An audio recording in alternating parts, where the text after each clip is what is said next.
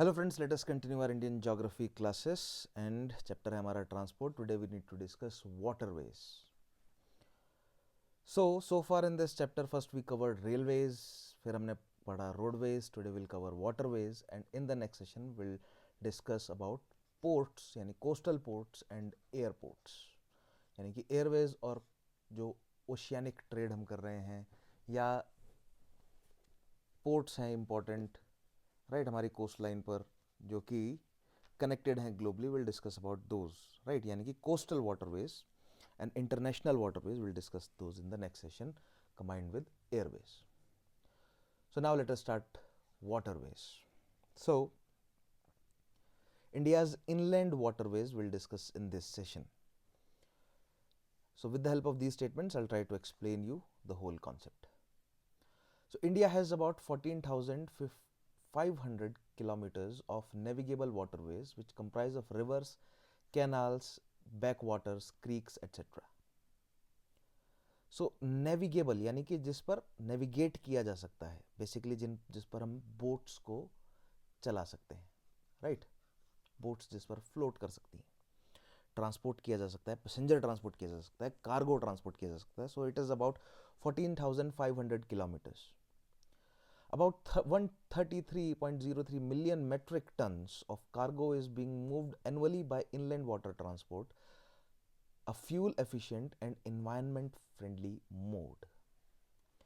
So this inland water transport is not something, it is not a new phenomena, right from the ancient times जो हमारे inland waterways हैं वो transport के लिए काफ़ी crucial रहे हैं हमारे लिए.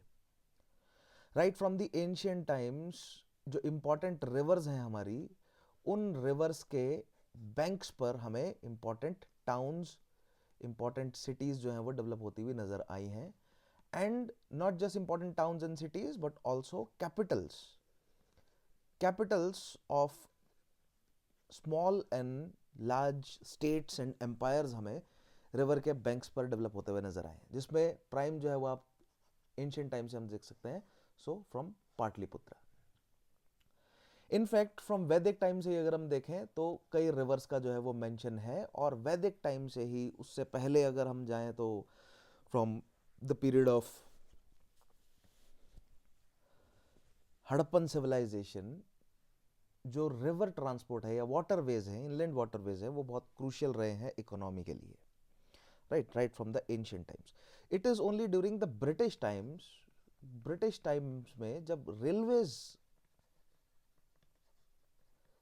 रेलवेज को धीरे धीरे इंडिया में डेवलप किया गया तो वाटरवेज की रेलेवेंस धीरे धीरे कम होती गई, right. Otherwise waterways are efficient and environment friendly mode of transportation, right.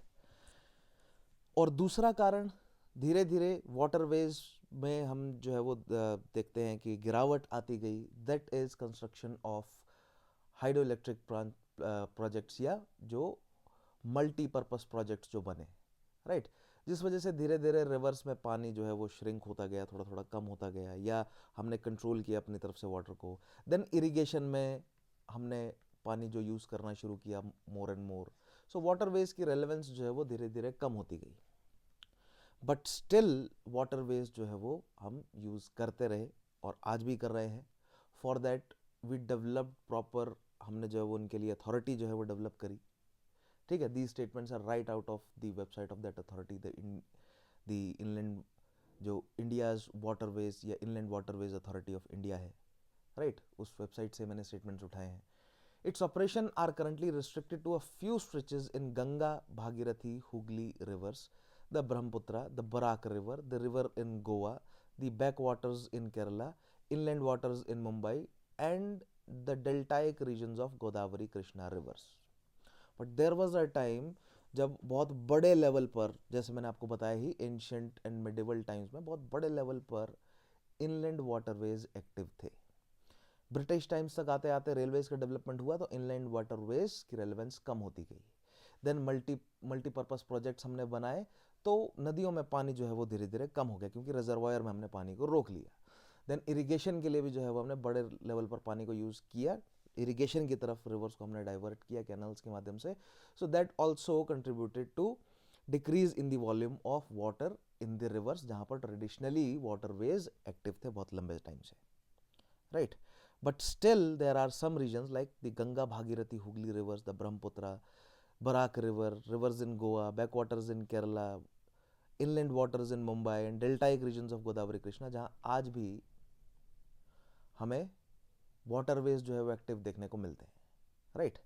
अब अगर आप बात करें कार्गोस की, सो दैट इज कार्गो का ट्रांसपोर्टेशन जो वाटरवेज पर हो रहा है वो इतने बड़े लेवल पर नहीं हो पा रहा, वो शिफ्ट हो गया कहाँ पर, रेलवेज की तरफ. लेकिन जो अनऑर्गेनाइज्ड सेक्टर है, जो लोकल लोग अपनी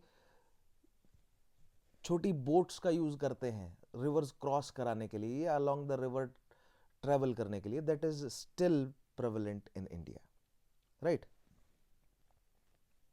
Now besides these organized operations by mechanized vessels यानी कि boats propelled by motors, country boats of various capacities also operate in various rivers and canals, and substantial quantum of cargo and passengers are transported in this unorganized sector as well. So organized sector and unorganized sector दोनों काम कर रहा है waterways में, right. वेराज अगर हम railways की बात करें, रोडवेज की बात करें, एयरवेज की बात करें, so it is almost all organise sector, ठीक है. रोडवेज में हमें थोड़ा अनऑर्गेनाइज सेक्टर देखने को मिलता है, बट लार्जली रेलवेज और एयरवेज में हमें ऑर्गेनाइज सेक्टर ही काम करता हुआ नजर आता है. बट इट इज वाटरवेज जिसमें अनऑर्गेनाइज सेक्टर का भी एक काफी सब्सटेंशियल हिस्सा मौजूद है, राइट. जो गांव में ट्रेडिशनली अगर हम इंडियन सोसाइटी के सेंस में पढ़ें या आज से अगर हम 50-60 ईयर्स बैक जाकर देखें तो proper caste, according to the caste system, proper caste of people हुआ करती थी जो कि बोट्स के माध्यम से कार्गो और पैसेंजर का ट्रांसपोर्टेशन किया करती थी, जो कि आज भी कुछ हद तक प्रेवलेंट है, राइट. सिमिलर कास्ट के लोग जो हैं वो उस ट्रेडिशन को कंटिन्यू रखे हैं, राइट. बट ऑब्वियसली धीरे धीरे जैसे जैसे कास्ट सिस्टम जो है वो कमज़ोर होता जा रहा है, तो मोर एंड मोर अदर कास्ट के लोग भी जो है वो इस बिजनेस में इंक्लूड किए जा रहे हैं, इंक्लूड हो रहे हैं धीरे धीरे. But traditionally speaking there is a proper caste और डिफरेंट रीजन्स में डिफरेंट नेम्स हैं उन कास्ट के, राइट, जो कि ट्रेडिशनली क्या करते हैं, काम करते हैं कि भैया पैसेंजर और कार्गो का ट्रांसपोर्टेशन करते हैं around reverse and canals, right. And which is, I am not saying that this is a good thing, but मैं जस्ट आपको फॉर अ फैक्ट बता रहा हूँ कि this is a thing, right. कि जैसे मैंने आपको समझाया, हमने हिस्ट्री में काफ़ी बार पढ़ा है कि भैया हर एक ऑक्यूपेशन के लिए प्रॉपर कास्ट सिस्टम जो है वो मौजूद था. So that is the case for country boats too, right. Then let us move forward and look at few of the important points. So first of all, we have a proper act for the waterways, that is National Waterways Act 2016. Its purpose is to manage and develop India's waterways for navigation and shipping, right. When we say holistic development करना है हमें transportation का, that includes waterways too. Key provisions क्या है? It declared 111 national waterways, 5 were existing and 106 were added. So in total, in today's time, there are 111 national waterways, and it consolidated 5 existing statutes related to national waterways. But what is the current status? The current status is there are only 13 national waterways that are actively used for shipping and navigation, cargo and passenger vessels, right. जो passenger ferries होती हैं या cargo ferries हैं, 13 national waterways पर वो काम कर रही हैं. Now under this act there is a Inland Water Authority of India, मैंने आपको बताई IWAI, right. Make sure that you check out the website of, आप एक बार IWAI की वेबसाइट जरूर चेक करें. It was established under the National Waterways Act, so under this act it was established, and its role is to regulate and develop inland waterways for navigation and shipping. So these are the दो important facts आपके पास आ गए. So first of all we have a proper national waterways act 2016 and under this we have authority that is inland waterways authority of India. currently there are 13 national waterways that are actively used. There is a provision for 111, there are declared 111 national waterways, और उन्हें actively use करने की तरफ जो है वो हम काम कर रहे हैं, राइट. धीरे धीरे करके हम उन्हें ऐड करते जाएंगे in this list, right.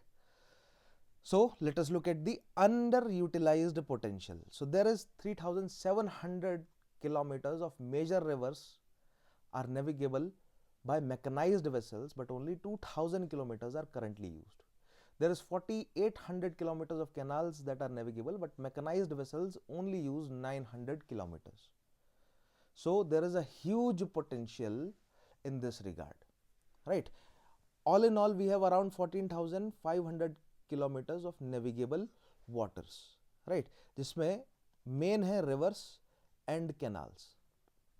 So canals में 900 किलोमीटर्स को मैकेनाइज्ड वेसल्स यूज कर रहे हैं. Apart from that country boats जो हैं उनका नंबर थोड़ा ज्यादा है, right. And around four rivers around 2000 kilometres पर करंटली जो है वो नेविगेट कर रही हैं mechanised vessels. But apart from that जो कंट्री बोट्स हैं वो काफ़ी बड़े नंबर पर, काफ़ी ज़्यादा जो है वो लेवल पर वो ट्रांसपोर्टेशन कर रही हैं गुड्स का और पैसेंजर्स का, right. So there is a huge potential. So मैंने आपको जैसे प्रीवियस सेशंस में बताया भी था कि हमें अनऑर्गेनाइज्ड सेक्टर को ऑर्गेनाइज्ड सेक्टर में कन्वर्ट करना है धीरे धीरे, राइट, ताकि हम टैप कर सकें उस अंडर यूटिलाइज पोटेंशियल को. बहुत इंपॉर्टेंट है. Then these are the national waterways. These are those 13 national waterways. So let us look at these. National Waterway 1, you should know the name of at least few of these. So National Waterway 1 is from Haldia to Allahabad, that is Prayagraj. So Allahabad se Haldia tak, this is the longest one of 1620 kilometers. Then we have National Waterway 2, that is on Brahmaputra river, right? This one. Then we have National Waterway 3, that is on West Coast Canal, right? It is of 205 kilometers. So make sure that you go through this list. So this is that West Coast Canal in Champakara, right? That is of 205 kilometers. That we have National Waterway 4 on Krishna, National Waterway 10 on Amba river, on Rajpuri creek, right? Then on Revadanda creek, right? On creek systems, also on rivers and canals, we have various waterways. So these are the 13 important waterways that are actively used. उसके अलावा और भी waterways हैं जो कि use किए जा रहे हैं, but mechanized vessels द्वारा to ferry cargo and passengers, these are the 13 national waterways. So national highways के साथ आपको नेशनल वाटरवेज के बारे में भी पता होना चाहिए. So make sure that you go through this list. So on Tapi river it is national waterway 100. So national waterway और corresponding river. In Sundarbans we have national waterway 97. On Narmada we have national waterway 73, right. On Ganga we have national waterway 1. On Brahmaputra we have national waterway 2, right. On Amba river we have national waterway 10. So make sure that river by river, creek by creek आप इस पूरे data को जरूर पढ़ें, ठीक है. So question किस तरह बनेगा यहाँ पर? National waterway corresponding to the water body, right? So match the following type question: north to south, east to west, longest to shortest, right? So in this manner जो है वो सवाल यहाँ पर बन सकता है. Next thing we need to understand is the government initiatives. So starting from 1985, as I said, during British times national waterways की या waterways की importance कम होती गई. But independent India, eventually we realized that holistic development के लिए हमें waterways को भी promote करना पड़ेगा. So हमने Inland Waterways Authority of India Act जो है वो बनाया in 1985, and under that act Inland Waterways Authority of India was first established in 1986, right? This act was National Waterways Act, this Waterways Act was revised in 2016, and under that again रिकंस्टिट्यूट किया गया inland waterways authority of India को, right. So what is the purpose of this Inland Waterways Authority of India? Establishes an authority, that is Inland Waterway Authority of India, to manage and develop inland waterways for shipping and navigation. Right, Inland Waterway Authority of India was established in 1986, develops and maintains inland waterways, transport infrastructure on national waterways. It is funded by the Ministry of Shipping. So these are few of the facts that you need to know about inland waterways. Next is Indian Vessels Act of 1917, which was revised in 207. So it focuses on survey and registration of inland vessels. So inland, like the automobiles, जो है वो register किए जाते हैं, उनको registration RC जो है वो बनाए जाते हैं, रजिस्ट्रेशन सर्टिफिकेट उन्हें दिया जाता है. सिमिलरली जो इनलैंड वेसल्स हैं, जो बोट्स हैं, जो फेरीज हैं, उनका भी सर्वे करके उन्हें रजिस्ट्रेशन दिया जाता है. रजिस्ट्रेशन कराना पड़ता है, बगैर रजिस्ट्रेशन के आप आमतौर पर बोट्स नहीं चला सकते, right. But in unorganised sector there are a lot of ऐसे बोट्स या इनलैंड वाटरवेज पर ऐसे वेसल्स फ्लोट कर रहे हैं जो कि नहीं है रजिस्टर्ड. सो उनको सर्वे करके उनको रजिस्टर करने का काम है इंडियन वेसल्स एक्ट का. इंडियन वेसल्स एक्ट के अंडर उन्हें किया जाता है register. Then apart from that, removing obstacles to navigation, then regulating carriage and goods and passengers, then preventing and managing pollution, right. So all these are in focus of India's Vessel Act. So under India's Vessel Act जो है वो provisions हैं that on a particular type of vessel how much good can you carry or how many passengers can you carry, right. What are the norms for the pollution, what type of motors can you use. So we cannot go about and use motors from, let's say, 50 years ago. We need to update the motors that are less and less polluting. So 2-stroke engines की जगह 4-stroke engines पर switch किया गया, right. और जो Motors हम आमतौर पर बाइक्स पर देखते हैं, राइट, सिमिलर मोटर्स जो हैं वो इन बोट्स पर भी लगी होती है. सिमिलर मोटर्स बोट्स पर भी लगी होती हैं. 1 सिलेंडर, 2 सिलेंडर, पहले 2 स्ट्रोक हुआ करती थी, अब 4 स्ट्रोक मोटर्स जो हैं वो यूज की जाती हैं. Then inland water, next is inland water transport policy of 2001, right. It does what, the advantages of this policy is it recognizes Indian waterways transport as a cost effective, fuel efficient and environment friendly mode of transport. देखिए, road पर जब कोई गाड़ी चलती है तो tyres को friction, right, ये जो फ्रिक्शन है इसको ब्रेक करना पड़ता है, थ्रेशोल्ड को क्रॉस करना पड़ता है, राइट. बैकवर्ड अगर वो फोर्स लगाते हैं तो बैकवर्ड अगर एक्शन लगाते हैं तो रिएक्शन क्या होता है, the vehicle moves forward, right. But जब वाटर पर कोई बोट मूव करती है, राइट, तो सिमिलरली एक मोटर जो है वो प्रोपेलर के माध्यम से वाटर को पुश करती है backward and the boat moves forward.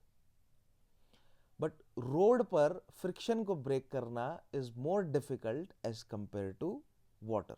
Because obviously it is less dense, it is in liquid form, road जो है वो सॉलिड फॉर्म में है. तो यहाँ पर टायर्स को मूव करने के लिए या इंजन्स को ज़्यादा पावर लगानी पड़ती है, ज़्यादा फोर्स यूज करना पड़ता है. सो इन टर्न ज़्यादा फ्यूल भी कंज्यूम किया जाता है, राइट. अपार्ट फ्रॉम दैट जो बायंसी के लॉज हैं वो अलाउ करते हैं भैया कि बोट पर ज़्यादा हैवी कार्गो आप रख सकते हैं एज कंपेयर टू अगर आप लेट्स से 100 यूनिट फ्यूल की अगर हम बात करें तो 100 यूनिट फ्यूल को कंज्यूम करके ज़्यादा कार्गो को फेरी किया जा सकता है on boats as compare to on road and as well as on rail, right. Rail और रोड दोनों से सस्ता पड़ता है बोट पर transportation. So since it is more fuel efficient, it is more environment friendly because rubber नहीं जल रहा है यहाँ पर, राइट. केवल धुएं जो ऑटोमोबाइल के जो एग्जॉस्ट होते हैं वहां से निकलने वाला धुआं ही केवल हमारे लिए एनवायरमेंटल प्रॉब्लम नहीं क्रिएट करता है, बट जो टायर्स सड़क पर चल रहे हैं जो गर्म होते हैं उससे जो रबर बर्न हो रहा है, वो जो रबर बर्न हो रहा है that also creates environment problems, right. But जो बोट्स पर मोटर लगती है, पहली बात तो वो मोटर रिलेटिवली कम फ्यूल कंज्यूम करती है, राइट। वो भी एग्जॉस्ट होता है, वो भी धुआं निकालती हैं, बट रिलेटिवली कम फ्यूल कंज्यूम होता है as compare to automobiles, right. और यहाँ पर रबर बर्निंग का भी इशू नहीं है। So it is more fuel efficient, cost effective and environment friendly mode of transportation. So आप कहेंगे कि सर हम पूरी तरह यहाँ क्यों नहीं स्विच कर जाते, अगर इतना ही एनवायरमेंट फ्रेंडली है तो प्रॉब्लम ये है कि नेविगेबल वाटर्स को मेंटेन करना मुश्किल है, राइट। नेविगेबल वाटर्स जो हैं वो धीरे धीरे कम होते जा रहे हैं, but we need to increase दो, हमें उनको आइडेंटिफाई करना है नेविगेबल वाटर्स को, जो कि इस 2016 वाले एक्ट ने किया भी, and then national waterways declare किए, और then we need to switch more and more on national waterways, right. Then private sector की पार्टनरशिप जो है वो बढ़ाने में काम करती है this inland water transport policy. It encourages private sector involvement in the inland water transport infrastructure development and fleet operations. So more and more public-private partnership.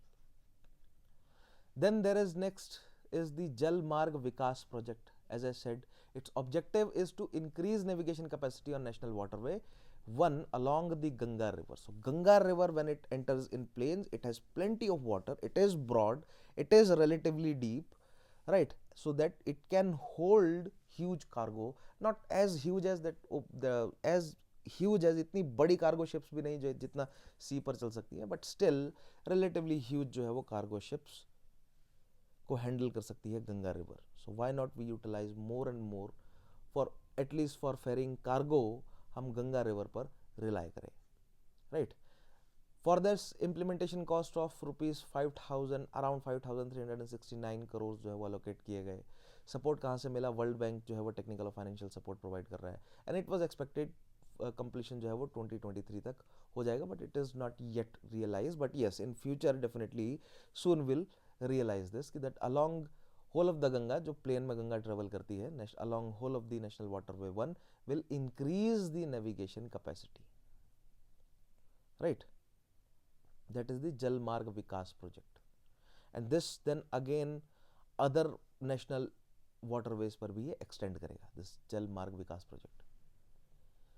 Then we have the project Arth Ganga, aims to revitalize economic activity along the Ganga river in Uttar Pradesh, Bihar, Jharkhand and West Bengal. देखिए there was a time Ganga served as एक बहुत important economic activities के लिए बहुत important river थी Ganga, right. मैंने आपको कितनी बार बताया है हिस्ट्री में, कई बार मैंने ये पॉइंट मेंशन किया है कि दिल्ली और अराउंड का area, right, then here Lahore and around का area, then Gujarat and around का area, and Bengal and around का area, right.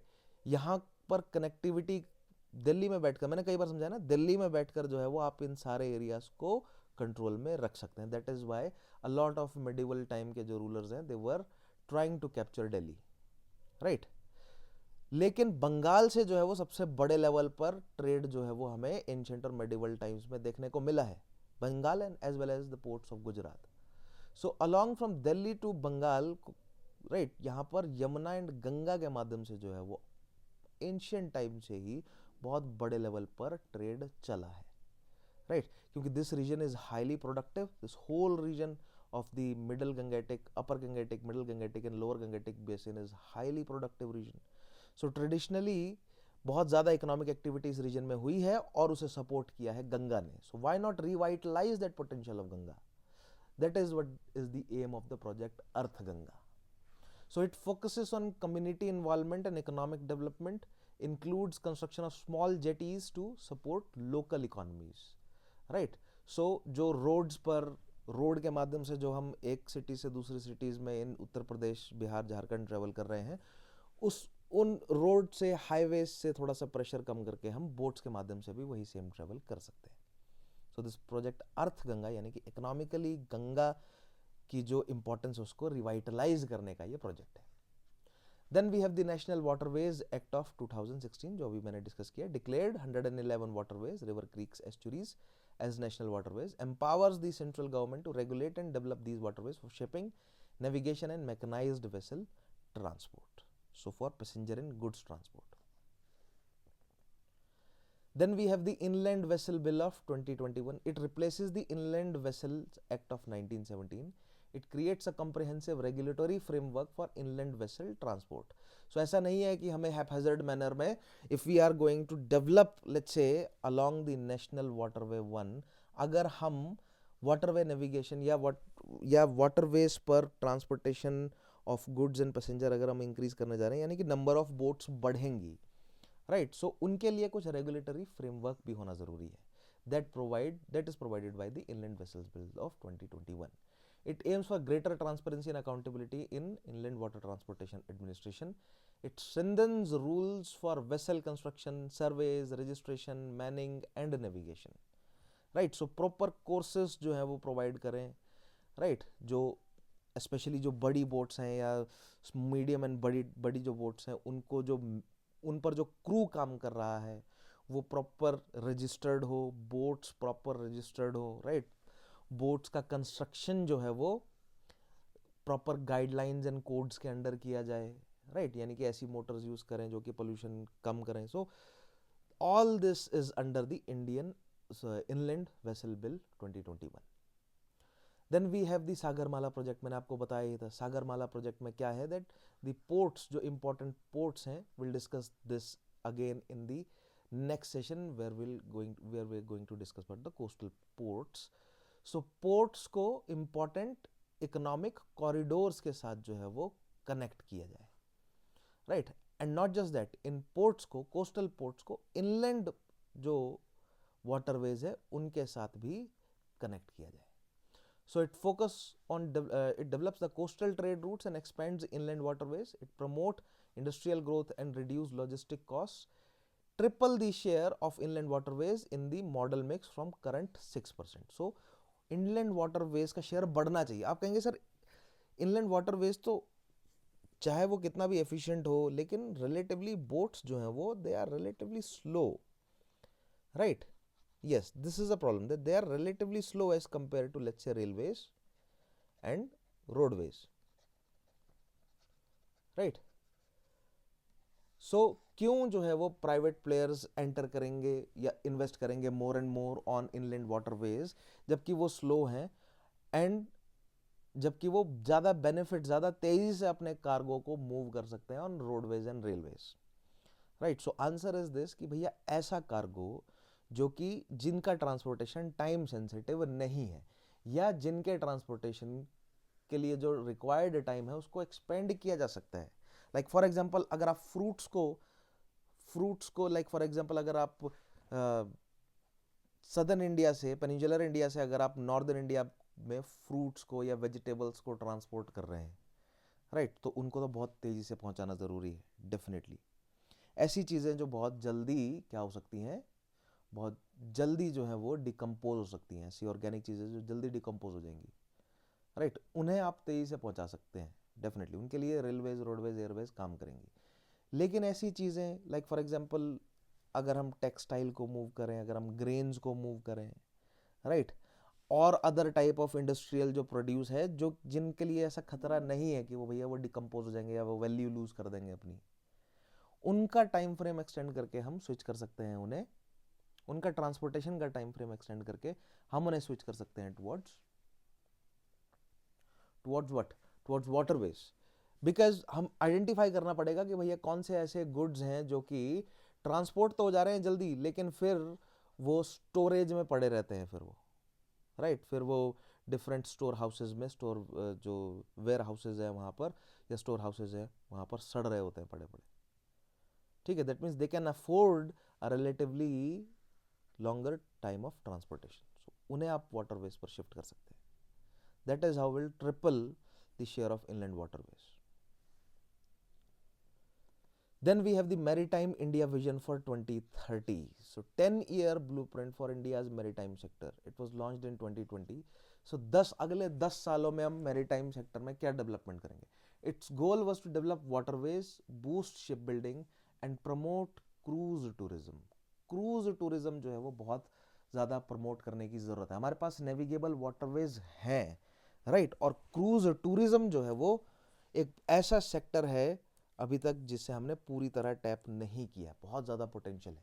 Cruise tourism basically क्या है कि भैया इनलैंड वाटरवेज में, and not just inland waterways but along the seas also, right, cruise, बड़ी बड़ी क्रूज शिप्स जो हैं वो आप कंस्ट्रक्ट करें या प्राइवेट प्लेयर्स आए और उस पर लोग जो हैं वो एक एक दो दो महीना, एक एक दो दो हफ्ता समंदर में या नदियों पर जो है वो बिता सकते हैं। सारी फैसिलिटीज़ जो है वो उनमें अवेलेबल होती हैं। There are lot of, I want you to give a little search to cruise tourism, you will get the whole picture that what is cruise tourism. So basically होता ये है कि भैया there are some huge cruise ships जो कि पूरे, खासतौर पे ओशियानिक लेवल पर वो क्या करते हैं, वो एक सिटी से दूसरी सिटी आपको मूव करता है। लाइक फॉर एग्जांपल वो मुंबई से जाएंगे लेट्स से दुबई, फिर दुबई से केप टाउन चले गए, केप टाउन से मैड्रिड आ गए, राइट, देन वो लंदन चले गए, मतलब कोस्टल सिटीज़ की बात कर रहा हूँ मैं, लंदन इज इनलैंड लेकिन वहाँ तक पहुँच, यानी कि इंग्लैंड पहुँच गए, फिर वो न्यूयॉर्क आ गए, एंड देन फिर वो पनामा कैनाल को पार करके उस साइड लास वेगस या लॉस एंजलिस चले गए, एंड जापान आ गए, टोक्यो आ गए। सो क्रूज शिप्स जो है वो इस तरह पूरी दुनिया में घूमती रहती है। तो सिमिलर क्रूज जो है वो हम इनलैंड वाटरवेज में भी अप्लाई कर सकते हैं, राइट, लोगों को वेकेशन के रूप में। Apart from that ship building को प्रमोट करना है, वाटरवेज को प्रमोट करना है, राइट, शिप बिल्डिंग को प्रमोट करना है, पब्लिक प्राइवेट पार्टनरशिप बढ़ानी है, अनऑर्गेनाइज्ड सेक्टर को ऑर्गेनाइज सेक्टर में कन्वर्ट करना है। All this is under the maritime India vision. Key initiatives देखते हैं क्या है। So maritime development fund, so 25,000 crore का फंड दिया गया है। Then pan India port authority overseas all ports, enhances institutional coverage and boost investor confidence. Pan India port authority बनाई जानी है।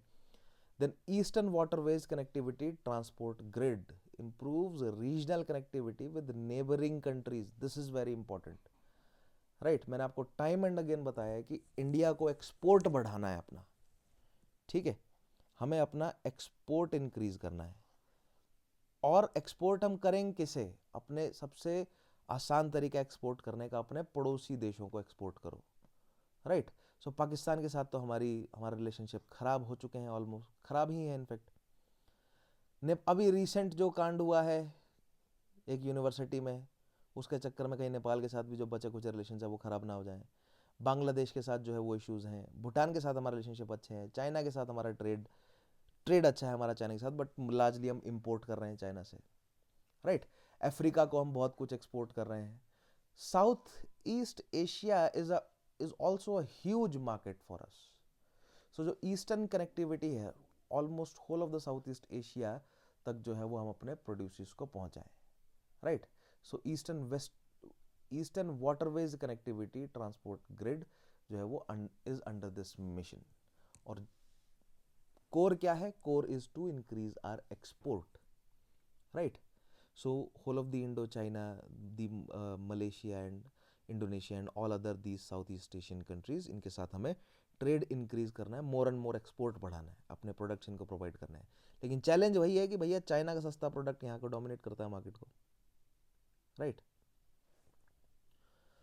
Then we have the Riverine Development Fund provides low cost financing for inland vessels. So आप जो है वो invest कर सकते हैं, आपको छोटे लोन्स जो है वो गवर्नमेंट प्रोवाइड कर रही है to invest into boats, right. Then rationalization of port charges increases competitiveness and transparency.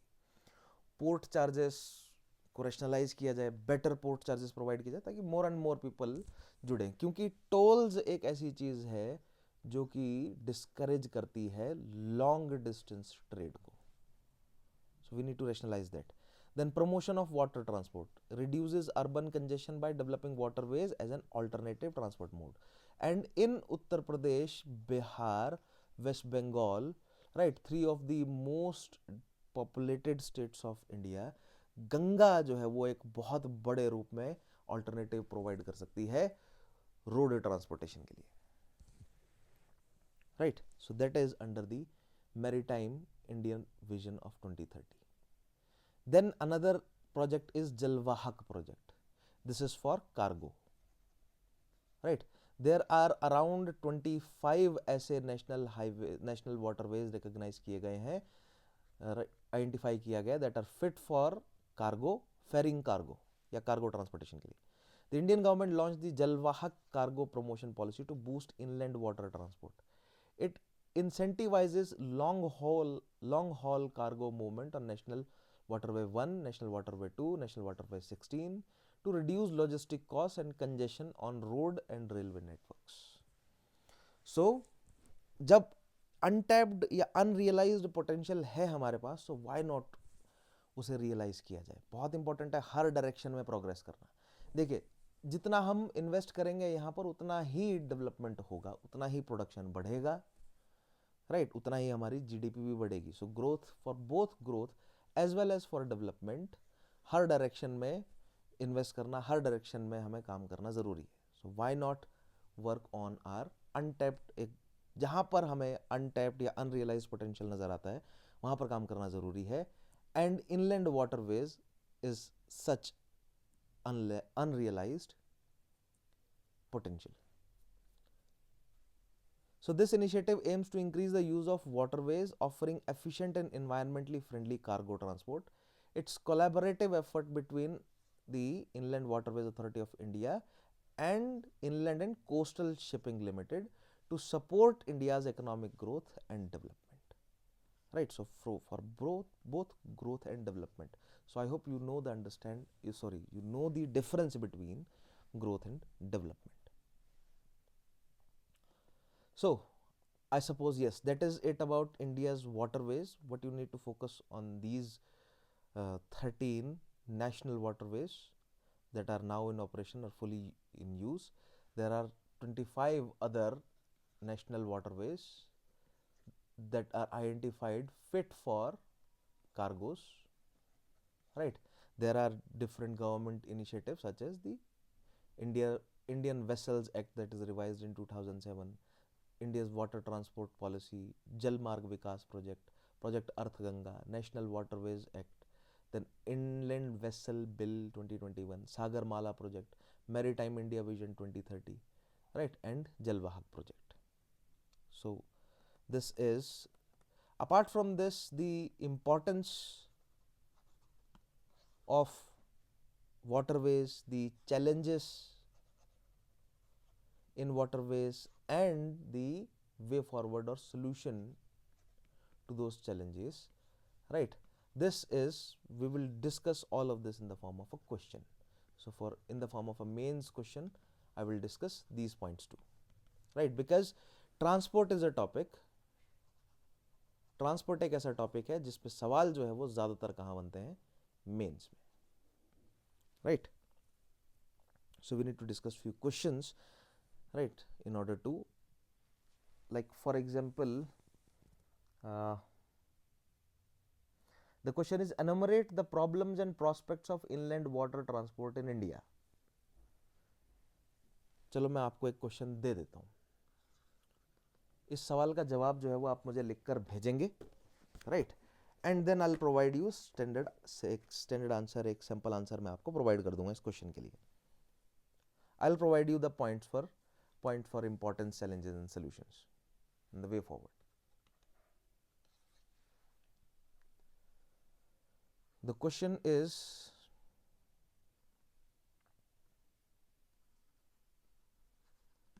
enumerate the problems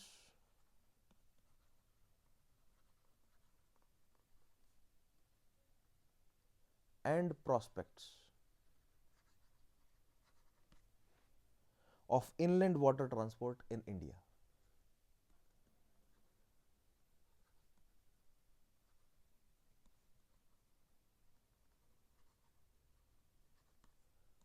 Transport of India.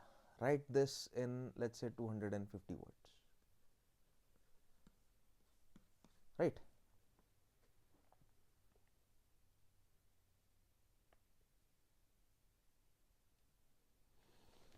So yes, so that is all for today.